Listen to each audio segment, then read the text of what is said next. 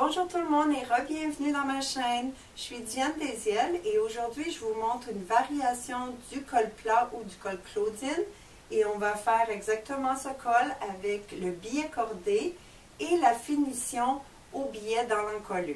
Pour le deuxième, j'ai décidé de tailler deux fois exactement la même pièce. La raison est qu'on va faire la finition avec le petit billet cordé, comme vous avez pu voir au début de ma présentation. On prend le petit billet cordé, la corde est de ce côté-ci. On va placer la corde vers l'intérieur du col et on va aller assembler le billet cordé à un de nos cols en utilisant le pied à billet cordé.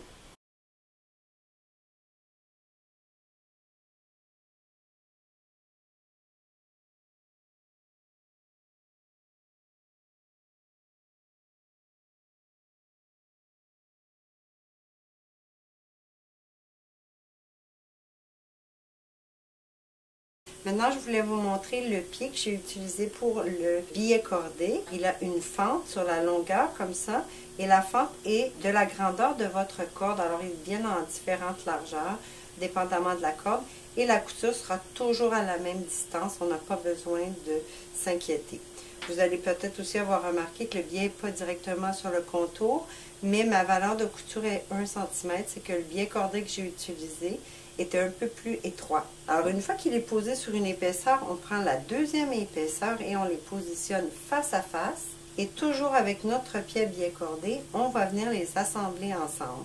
Pour cette couture, vous pourrez faire l'expérience, mais moi, habituellement, je vais placer la nouvelle pièce en dessous et la pièce qui a déjà le billet cordé par-dessus pour coudre, parce que le billet cordé a tendance à faire rentrer un petit peu la matière. Alors, je vais garder la nouvelle en dessous, comme ça les griffes vont faire avancer plus rapidement. Ensuite, tout comme on le fait pour l'autre col Claudine, on va venir cranter tout autour en retirant des petits triangles le plus également possible. Maintenant, quand vos crans sont terminés, vous pouvez tout de suite le retourner et vous allez voir vraiment rapidement que vous n'avez pas à vous occuper des formes, elles vont tout de suite ressortir parfaites comme ça. On le retourne au complet. On va ensuite attacher les encolures avec une petite couture de soutien à 5 mm et lui donner un petit coup de pressage. Une fois le petit col terminé, on va prendre notre corsage. Ici, j'ai fait juste le haut d'un corsage et j'ai fait une autre sorte de plaquette parce que je voulais vous montrer un avec la parmenture et un avec une plaquette repliée comme dans l'exemple du col droit que je viens de faire la vidéo. J'ai fait mes pliures de plaquette. J'ai pas piqué encore la plaquette. Le premier cran que je rencontre va être la médiane. Je vais venir positionner mon col sur mon corsage et je vais le coudre à partir de la médiane tout autour jusqu'à l'autre médiane. Je voudrais que vous crantiez votre encolure en diagonale comme on l'a fait pour le corsage précédent.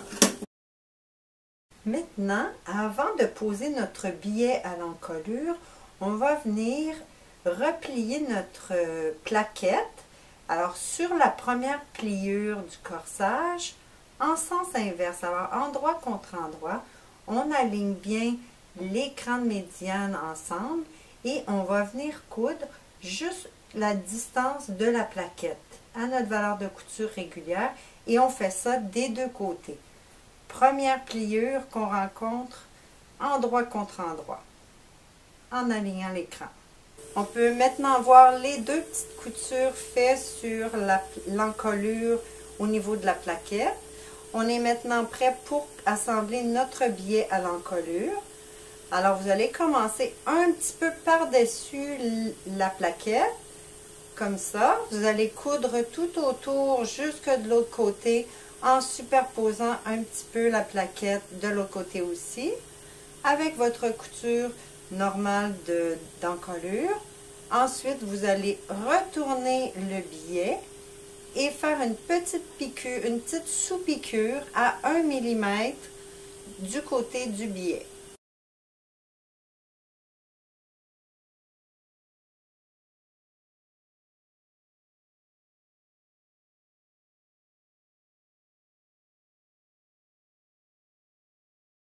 Une fois le billet posé à l'encolure et sous-piqué, on va venir faire la dernière couture en repliant le billet jusqu'à la couture d'encolure et ensuite on replie le tout vers le corsage. Lors de la couture, on va prendre soin de bien envoyer le col d'un côté et le corsage de l'autre. Et on va piquer à 1 mm près du bord du dernier pli.